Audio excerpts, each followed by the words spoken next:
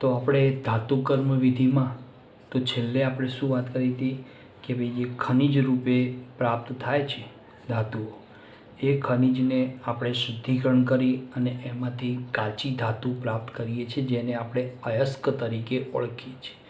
એ મેળવવા માટે આપણે 4 પદ્ધતિઓની વાત કરી. પહેલી પદ્ધતિ હતી કે કાચી ધાતુનું સંકેન્દ્રણ કરવા માટે પહેલી પદ્ધતિમાં પ્રક્ષાલન વિધિ કરવામાં આવે. બીજી પદ્ધતિ એમાં ચુંબકીય અલગીકરણ પદ્ધતિ વપરાય છે. ત્રીજી પદ્ધતિમાં તો એમાં ફીણ પ્લવન પદ્ધતિ દ્વારા સલ્ફાઇડયુક્ત કણો દૂર કરવામાં આવે છે.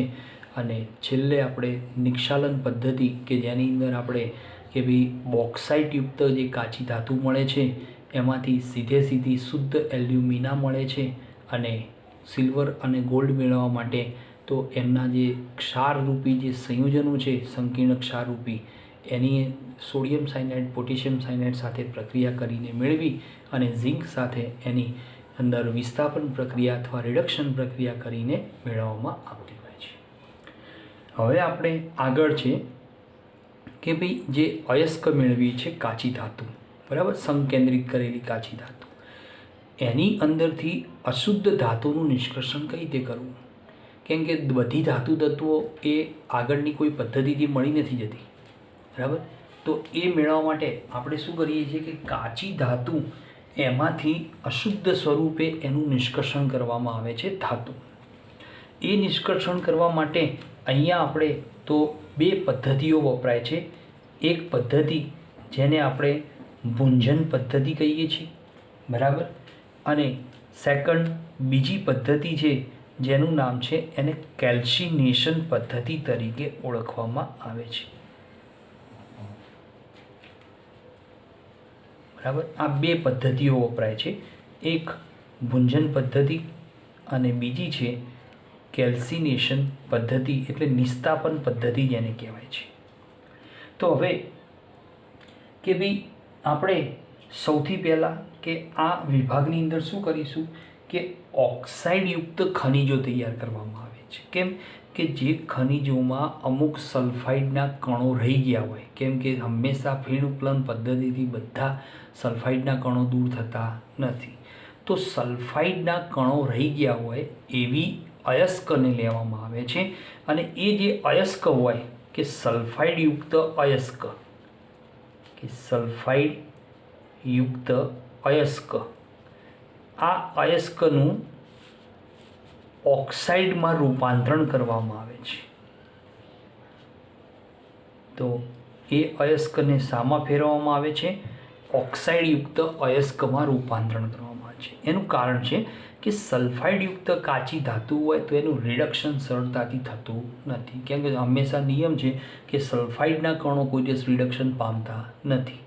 તો એનું સરળ સ્વરૂપમાં રૂપાંતરણ થાય છે ઓક્સાઇડમાં કરવામાં. તો અહીંયા આપણે પહેલી પદ્ધતિમાં કે શું કરીશું કે સલ્ફાઇડયુક્ત અયસ્કનું ઓક્સાઇડમાં રૂપાંતરણ કરવા માટે કેલ્સિનેશન એટલે કે નિસ્તાપન પદ્ધતિનો ઉપયોગ કરવામાં આવે છે. આ પદ્ધતિમાં આપણે શું કરીએ છીએ કે કોઈ પણ ઓક્સાઇડ હોય, બરાબર, તો એ ઓક્સાઇડ કે જેની અંદર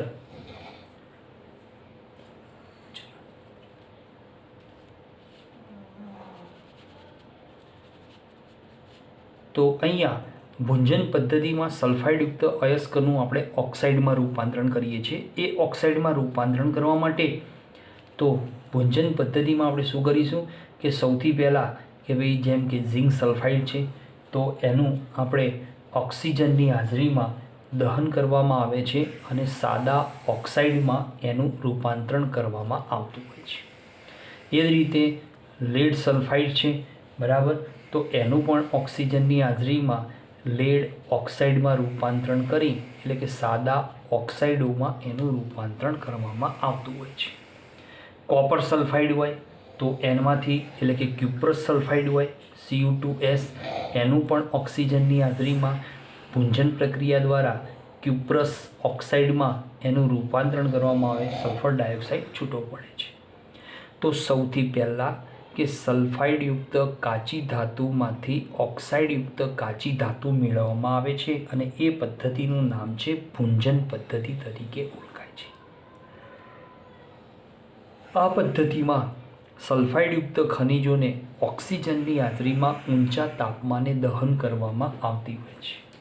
હવે ઊંચા તાપમાને આ પદ્ધતિમાં જે દહન કરવામાં આવે તો એની અંદર જે ભઠ્ઠી વપરાય છે એ ભઠ્ઠીનું નામ છે પરાવર્તન ભઠ્ઠી તરીકે ઓળખવામાં આવે છે. કે પરાવર્તન ભઠ્ઠીની અંદર આને ગરમ કરવામાં આવે છે. કે ભાઈ પરાવર્તન ભઠ્ઠી આપણે આકૃતિ તૈયાર કરવાની નથી. કે પરાવર્તન ભઠ્ઠીમાં આપણે શું કરીએ છીએ કે ભાઈ ધારો કે કોપર સલ્ફાઇડ છે, બરાબર, Cu2S, એમાંથી આપણે શું મેળવવો છે? Cu2O મેળવવો છે.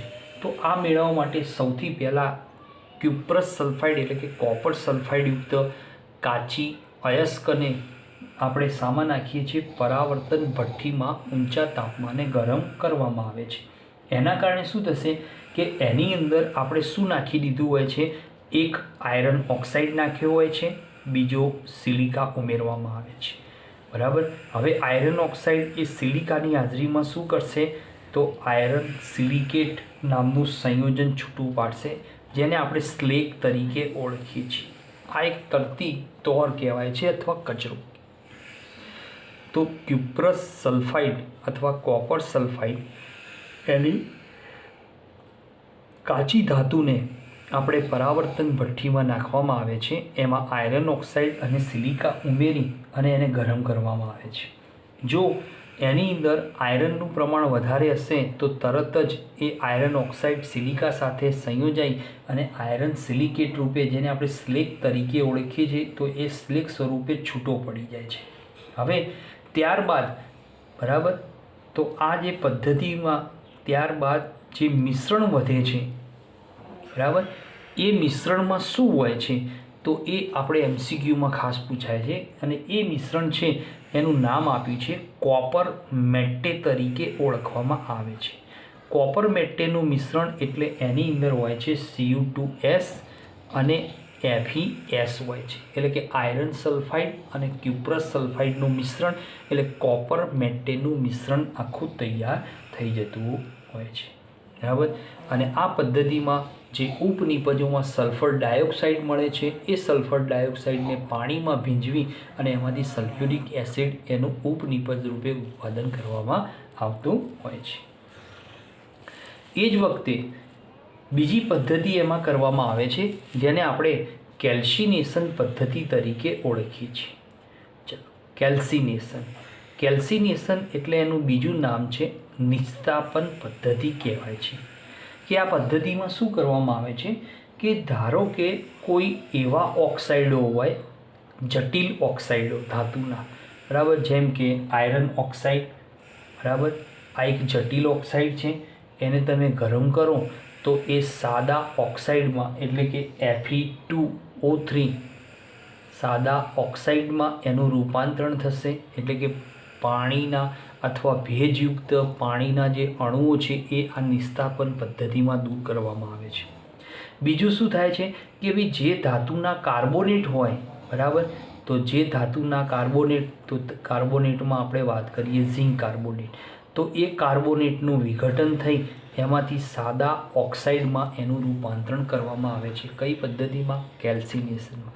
તો કેલ્સિનેશનમાં શું કહે છે કે જે કાર્બોનેટયુક્ત કોઈ પણ ખનિજ હોય તો એ ઓક્સાઇડમાં ફેરવી અને કાર્બન ડાયોક્સાઇડ દૂર કરાય છે. અને જે ધાતુના જટિલ ઓક્સાઇડો છે, ભેજવાળા સળજળ છે, એમાંથી પાણીના અણુ દૂર કરવાની આ પદ્ધતિ એટલે એને કેલ્સિનેશન પદ્ધતિ તરીકે ઓળખવામાં આવે છે.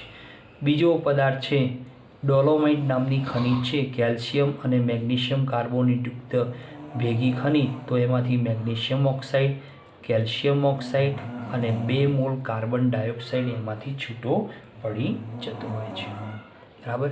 તો કેલ્સિનેશન પદ્ધતિમાં કાર્બોનેટયુક્ત ખનિજો અને ધાતુના ઓક્સાઇડના જે સળજળ ક્ષારો છે એમાંથી ભેજ દૂર કરવો અને CO2 વાયુનું એનું દૂર કરીને સાદા ઓક્સાઇડમાં રૂપાંતરણ કરવામાં આવતું હોય છે, બરાબર. ચાલો, ત્યારબાદ હવે જે ઓક્સાઇડો મળ્યા કઈ ભૂંજન પદ્ધતિથી મળ્યા? કેલ્સિનેશન પદ્ધતિથી.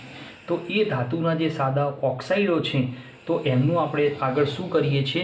રિડક્શન કરવામાં આવે છે, બરાબર. કે ભાઈ સાદા ઓક્સાઇડોનું કે ધાતુના સાદા ઓક્સાઇડોનું રિડક્શન કરવામાં આવે છે. હવે આ રિડક્શન પદ્ધતિમાં શું થાય છે કે ભાઈ કોઈપણ ધાતુનો સાદો ઓક્સાઇડ એટલે કે ઉદાહરણ તરીકે M2O3 એનું કાર્બનની હાજરીમાં રિડક્શન થાય છે. તો કાર્બન એટલે ચારકોલ એટલે કે કોલસો એ પ્રબળ રિડક્શન કરતા છે. તો એના દ્વારા રિડક્શન થાય એટલે ધાતુ છૂટી પડશે અને કાર્બન મોનોક્સાઇડ વાયુ રૂપે એ પોતે છૂટો પડી જતો હોય છે. તો અહીંયા શું થાય છે કે જે ધાતુના ઓક્સાઇડો મેળવ્યા પૂંજન પદ્ધતિ અને કેલ્સિનેશન પદ્ધતિથી એ ઓક્સાઇડોમાં રિડક્શન કરતા તરીકે કાર્બન મોનોક્સાઇડ, કાર્બન ડાયોક્સાઇડ બરાબર એ ઉમેરી અને ગરમ કરવામાં આવે ત્યારે એ ધાતુના ઓક્સાઇડમાંથી ધાતુ છૂટી પડશે અને કાર્બન મોનોક્સાઇડ વાયુ રૂપે એમાંથી છૂટો પડી જતો હોય છે. બરાબર. તો આ એક રિડક્શન આખી પદ્ધતિમાં આપણે અતિ શુદ્ધ સ્વરૂપે એટલે કે સંપૂર્ણ શુદ્ધ ના કહી શકીએ એવી અશુદ્ધતા ધરાવતી ધાતુઓનું આપણે શું કરી શકીએ છીએ? નિર્માણ કરી શકીએ છીએ. બરાબર. ત્યારબાદ આ જે ધાતુઓ મળે છે એને ઉષ્માગતિશાસ્ત્રના સિદ્ધાંતો લાગુ પડે છે, પણ એ આપણા અભ્યાસક્રમમાં કાઢી નાખવામાં આવેલો છે કેમ કે એની અંદર એલિંગહામ નામના વૈજ્ઞાનિકે આપેલી આકૃતિઓનો અભ્યાસ હતો એ આપણે હવે કરવાનો નથી. હવે એમાંથી જે અશુદ્ધ રૂપે ધાતુઓ મળે છે એ ધાતુઓમાં એની અંદર આપણે એક અભ્યાસક્રમમાં હતી વાતભઠ્ઠી, એ પણ નીકળી ગઈ છે. બરાબર. એનો પણ આપણે અભ્યાસ નથી કરવાનો. ઝિંક ઓક્સાઇડમાંથી ઝિંકનું નિષ્કર્ષણ ને બધું જે હતું એ આપણે બધો ટોપિક નીકળી ગયો છે. એટલે આપણે આ જે ધાતુઓનું રિડક્શન પદ્ધતિ પૂરી થાય છે. હવે આપણે શું કરીએ કે એની અંદર તો ટોપિક છે કે ભાઈ શુદ્ધિકરણની રીતોનો અભ્યાસ કરવાનો છે. બરાબર. શુદ્ધિકરણની રીતોની અંદર તો સૌથી પહેલાં આપણે અભ્યાસ કરીશું ઓક્સિડેશન અને રિડક્શન જે સિદ્ધાંતો છે એના વિશેનો આપણે અભ્યાસ કરવાનો છે કે ઓક્સિડેશન અને રિડક્શન સિદ્ધાંતો શું કહેવા માગે છે. બરાબર. તો તમારી ચોપડીમાં ટોપિક નંબર 6.6 ઓક્સિડેશન અને રિડક્શન. બરાબર. આ બે સિદ્ધાંતોનો આપણે અભ્યાસ કરવો છે કે ભાઈ ઓક્સિડેશન રિડક્શન પ્રક્રિયાઓ થાય છે કે ભાઈ જેમ કે ઉદાહરણ તરીકે વાત કરીએ કે ભાઈ આપણે બ્રાઇન વોટર કહીએ છીએ. બરાબર. બ્રાઇન વોટર એટલે કે સમુદ્રનું પાણી બીજા અર્થમાં કહેવાય છે. બરાબર. જે સંતૃપ્ત દ્રાવણ છે સમુદ્રનું પાણી. હવે એ સમુદ્રના પાણીનું એને બ્રાઇન વોટર કહેવાય છે. તો એમાંથી ક્લોરીનનું નિષ્કર્ષણ કરવામાં આવે છે. તો એ ક્લોરીન જે મેળવવામાં આવે છે ત્યારે એ વખતે ઉષ્માગતિશાસ્ત્રના સિદ્ધાંત પ્રમાણે એની મુક્ત ઉર્જાના ફેરફારનું મૂલ્ય પ્રમાણિત મુક્ત ઉર્જાના ફેરફારનું મૂલ્ય તો આપણને કેટલું મળે છે?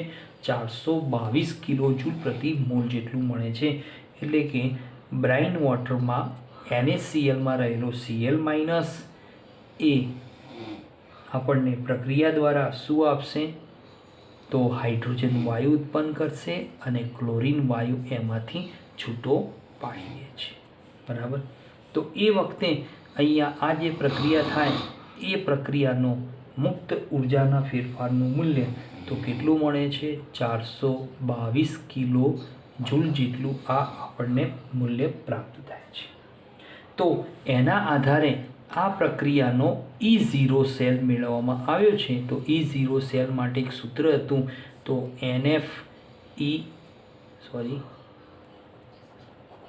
E0 સેલ તો ડેલ્ટા G ડિગ્રી સાથેનો સંબંધ ધરાવતું જે સૂત્ર હતું તો delta G degree upon NF બરાબર માઇનસ.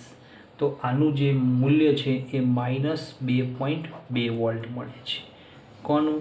કે ભાઈ બ્રાઇન વોટર એનું તમે ઓક્સિડેશન રિડક્શન જે કરવામાં આવે છે તો આ પદ્ધતિ કે જેમાં વિદ્યુત વિભાજન કહેવાય છે. તો સમુદ્રના પાણીનું વિદ્યુત વિભાજન કરો એટલે એ વિદ્યુત વિભાજન પ્રક્રિયામાં Cl માઇનસમાંથી ક્લોરીન વાયુ બને છે અને એમાંથી ઉપનિપજ રૂપે હાઇડ્રોજન વાયુ પણ છૂટો પડતો હોય છે. એ પ્રક્રિયા થાય ત્યારે ઉષ્માગતિશાસ્ત્રના સિદ્ધાંત પ્રમાણે પ્રમાણિત મુક્ત ઉર્જાના ફેરફારનું મૂલ્ય 422 કિલોજૂલ જેટલું હોય છે. તો એના આધારે E0 સેલ શોધવામાં આવે તો આપણે સૂત્ર ભણી ગયા ક્યાં આગળ કે વિદ્યુત રસાયણમાં કે ડેલ્ટા G ડિગ્રી બરાબર -NF E0 સેલ કહેવાય છે. તો એની અંદર n બરાબર તો કેટલા ઇલેક્ટ્રોનનો ફેરફાર છે? 2 ઇલેક્ટ્રોન. તો 2 ઇલેક્ટ્રોન ગુણ્યા F એટલે 96500 અને ડેલ્ટા G ડિગ્રીનું મૂલ્ય મૂકી સાદરૂપ આપો એટલે કેટલું મળશે? 2.2 વોલ્ટ જેટલું આપણને પ્રાપ્ત થતું હોય છે. એ જ રીતે આપણે એ સિવાય ઓક્સિડેશન રિડક્શન પદ્ધતિમાં તો એમાં આપણે નિક્ષાલન પદ્ધતિમાં ભણી ગયા કે ભાઈ નિક્ષાલન પદ્ધતિમાં આપણે શું મેળવીએ છીએ? Ag અને Au પ્રાપ્ત કરવામાં આવતું હોય છે. હવે આ મેળવવા માટે આપણે સૌથી પહેલાં શું કરવું પડે કે સિલ્વર અથવા ગોલ્ડયુક્ત કોઈપણ જે કાચી ધાતુ છે એને આપણે કોની સાથે પ્રક્રિયા કરાવીએ છીએ? તો સોડિયમ સાયનાઇડ અથવા પોટેશિયમ સાયનાઇડના જલીય દ્રાવણની અંદર એની આખી પ્રક્રિયા થાય છે અને ઓક્સિજનની હાજરીમાં એની દહન કરવામાં આવે ત્યારે એમાંથી આપણને શું મળે છે? સિલ્વર અથવા ગોલ્ડ Cn2 એવું સંકીર્ણ આયન રૂપે સંયોજન પ્રાપ્ત થાય છે.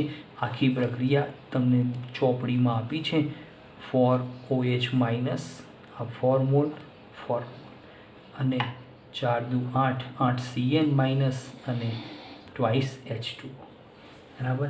તો આ જે આખી પ્રક્રિયા થાય તો એમાં શું મળે છે? સિલ્વર અથવા ગોલ્ડના સંકીર્ણ આયનો મળે છે. હવે એનું તમે ઝિંક ધાતુ દ્વારા રિડક્શન કરવામાં આવે વિદ્યુતીય રિડક્શન તો એની અંદર શું થશે કે ભાઈ સિલ્વર બરાબર તો AgCN2 ટ્વાઇસ માઇનસ અથવા AuCN ટ્વાઇસ માઇનસ આ બંનેની તમે ઝિંક સાથેની રિડક્શન પ્રક્રિયા કરવામાં આવે એને કહેવાય વિદ્યુતીય રિડક્શન બરાબર. વિદ્યુતીય રિડક્શન પદ્ધતિ તો એમાંથી બધામાંથી મેઇનની પર ZnCO4 CN4-2 જલીય દ્રાવણમાં સિલ્વર અથવા ગોલ્ડ ધાતુ રૂપે એમાંથી છૂટી પડી જતી હોય છે. તો ઝિંક શું કામ કરે છે?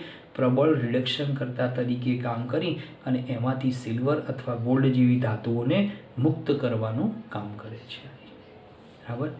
ચલો હવે તો એના પછી તો ટોપિક છે કે ભાઈ હવે આપણે જે કાચી ધાતુઓ જે પ્રાપ્ત કરી બરાબર એમાંથી અમુક ધાતુઓનું સર્જન અહીંયા થઈ જાય છે કે ભાઈ ભૂંજન પ્રક્રિયા કેલ્સિનેશન પ્રક્રિયા એમાંથી જે ઓક્સાઇડો મેળવીએ સાદા એનું રિડક્શન કર્યું તો અમુક અહીંયા ધાતુઓ મળી જાય છે. પણ અમુક ધાતુઓ મેળવવા માટે આગળ શું કરવું પડે છે? ઓક્સિડેશન રિડક્શન કરવામાં આવે છે કે જેની અંદર બ્રાઇન વોટર નિક્ષાલન પદ્ધતિમાં સિલ્વર ગોલ્ડ મેળવ્યો તો એ બધી પદ્ધતિઓ વિદ્યુતીય રિડક્શન અથવા વિદ્યુત વિભાજન પદ્ધતિ તરીકે ઓળખવામાં આવતી હોય છે. હવે આપણે એવી ધાતુઓ મેળવવાની વાત છે કે જેનું અતિ શુદ્ધકરણ કરવામાં આવે છે બરાબર. તો એવી ધાતુઓ મેળવવા માટે અતિ શુદ્ધિકરણની રીતો વાપરવામાં આવે છે અને એ શુદ્ધિકરણની રીતોને આપણે અલગ અલગ ભાગોમાં વહેંચી દઈએ છીએ. એમાં પહેલો ભાગ છે કે નિસ્યંદન કરવામાં આવે, બીજા ભાગમાં દ્રવ ગલન કરવામાં આવે, ત્રીજા પાર્ટમાં તો વિદ્યુત વિભાજન પદ્ધતિઓ વપરાય છે, ચોથા પાર્ટની અંદર તો એને કહેવાય છે જોન શુદ્ધિકરણ પદ્ધતિ તરીકે ઓળખાય છે.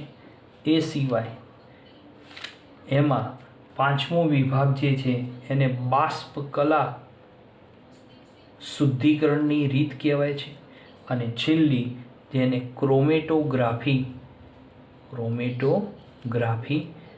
પદ્ધતિઓ તરીકે ઓળખવામાં આવતી હોય છે.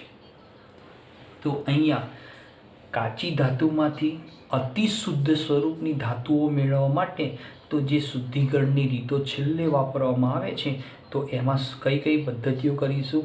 નિસ્યંદન, દ્રવગલન, વિદ્યુત વિભાજન, જૌન શુદ્ધિકરણ, બાષ્પકલા શુદ્ધિકરણ અને ક્રોમેટોગ્રાફી પદ્ધતિનો ઉપયોગ કરવામાં આવતો હોય છે.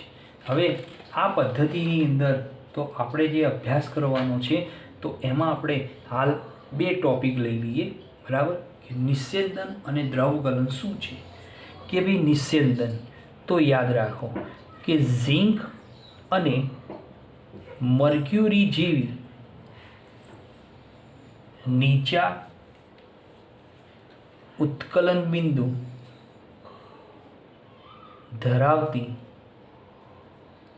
ધાતુઓ માટે આ રીત વપરાય છે કે નિસ્યંદન અતિ શુદ્ધ અવસ્થામાં ધાતુઓ મેળવવા માટે પહેલી પદ્ધતિ છે નિસ્યંદન. નિસ્યંદન પદ્ધતિમાં અહીંયા શું કરવામાં આવે છે, ઝિંક અને મર્ક્યુરી કે જેના ઉત્કલન બિંદુ કેવા છે, અતિશય નીચા, તો અહીંયા શું કરવામાં આવે છે કે અશુદ્ધ ધાતુનું બાષ્પીભવન કરવામાં આવે છે. બરાબર, આ પદ્ધતિમાં શું કરવામાં આવે છે, નિસ્યંદનમાં અશુદ્ધ ધાતુનું બાષ્પીભવન કરવામાં આવે છે કે જેના અંદરથી આપણને ઝિંક અને મર્ક્યુરી જેવી નીચા ઉત્કલન બિંદુવાળી ધાતુઓ અહીંયા નિસ્યંદન પદ્ધતિમાં છૂટી પડી જાય છે. બીજી પદ્ધતિ છે દ્રવગલન. બરાબર, હવે દ્રવગલનમાં શું થાય છે કે દ્રવગલન પદ્ધતિ કોની માટે વપરાય કે જેની અંદર શું હોય કે ટીન જેવી નીચા ગલન બિંદુવાળી ધાતુઓ, બરાબર, કે ટીન એનું ગલન બિંદુ કેવું છે, નીચું છે. તો આવી ધાતુઓને શું કરવામાં આવે છે કે ગરમ ઢોળાવવાળા પટ્ટા ઉપરથી પસાર કરાય છે. બરાબર, તો જે ગરમ જે ઢાળ ધરાવતી એવી સપાટી છે એની ઉપર આવી અશુદ્ધ ધાતુને વહેવામાં આવે એટલે એમાંથી અશુદ્ધતાઓ પડી રહેશે અને ટીનનું ગલનબિંદુ નીચું હોય છે. તો ટીન ધાતુ અંદર હશે તો એમાંથી શું થશે કે ઊંચી ગલનબિંદુવાળી અશુદ્ધિઓ જુદી પડશે અને નીચા ગલનબિંદુ ધરાવતી એવી ટીન ધાતુ અહીંયાથી આપણને શુદ્ધ અવસ્થામાં સરળતાથી છૂટી પડી જતી હોય છે. બરાબર, તો અહીંયા દ્રવગલન, તો દ્રવગલન કોની માટે વપરાય, ટીન જેવા નીચા ઉત્કલન બિંદુવાળી નીચા ગલન બિંદુવાળી ધાતુઓ માટે. અને નિસ્યંદન કોને માટે વપરાય, ઝિંક અને મર્ક્યુરી જેવી નીચા ઉત્કલન બિંદુવાળી ધાતુઓ માટે, જે બાષ્પાયન પદ્ધતિ તરીકે પણ ઓળખવામાં આવતી હોય છે. હવે આપણે વાત કરીએ કે ભાઈ વિદ્યુત વિભાજન પદ્ધતિ જેને આપણે તરીકે ઓળખીએ છીએ. તો વિદ્યુત વિભાજન પદ્ધતિ તો એ આપણે બહુ જ ડિટેલમાં એનો આગળના ધોરણોમાં અભ્યાસ તો કરેલો જ છે. તો ત્રીજી પદ્ધતિ છે કે ભાઈ વિદ્યુત વિભાજન પદ્ધતિ. બરાબર, હવે વિદ્યુત વિભાજન પદ્ધતિમાં શું કરવામાં આવે છે કે જે ધાતુનું વિદ્યુત વિભાજનથી મેળવવી હોય તો એમાં ધાતુનો શુદ્ધ સળિયો એ હંમેશા કેથોડ ધ્રુવ તરીકે કાર્ય કરવામાં આવે છે. અને બીજો શું લેવાય છે, જે ધાતુ મેળવવી હોય એ જ ધાતુનો અશુદ્ધ સળિયો એને હંમેશા એનોડ ધ્રુવ તરીકે મૂકવામાં આવતો હોય છે. આપણે ભણી ગયા કે વિદ્યુત વિભાજન પદ્ધતિમાં આપણે કોપર સલ્ફેટ, બરાબર, એના જલીય દ્રાવણનું વિદ્યુત વિભાજન કરવામાં આવે તો આપણને શું મળે છે, Cu+2 SO4-2 આયનો આ જલીય દ્રાવણમાં. તો અહીંયા Cu+2 આયનનું રિડક્શન થશે, કોપર ધાતુ મળે છે. કયા ધ્રુવ ઉપર મળશે, કેથોડ ધ્રુવ ઉપર.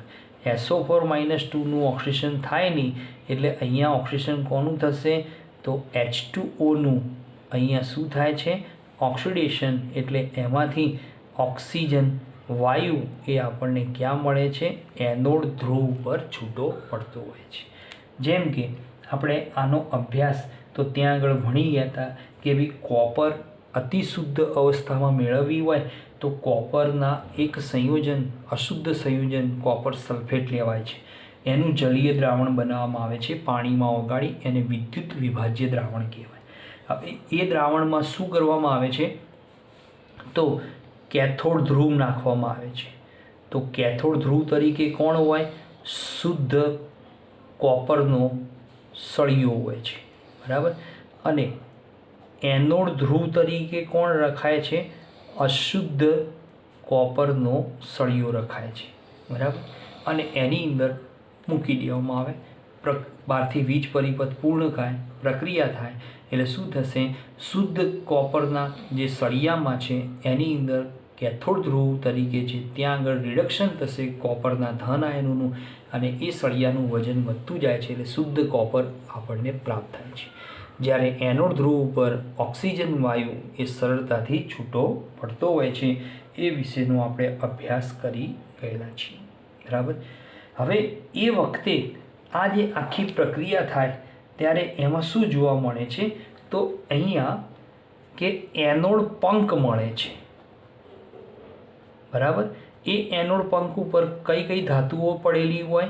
તો ઉમદા ધાતુઓ, જેને આપણે એ ઉમદા ધાતુ તત્વો, એમનું કોઈ દિવસ ઓક્સિડેશન રિડક્શન થતું નથી.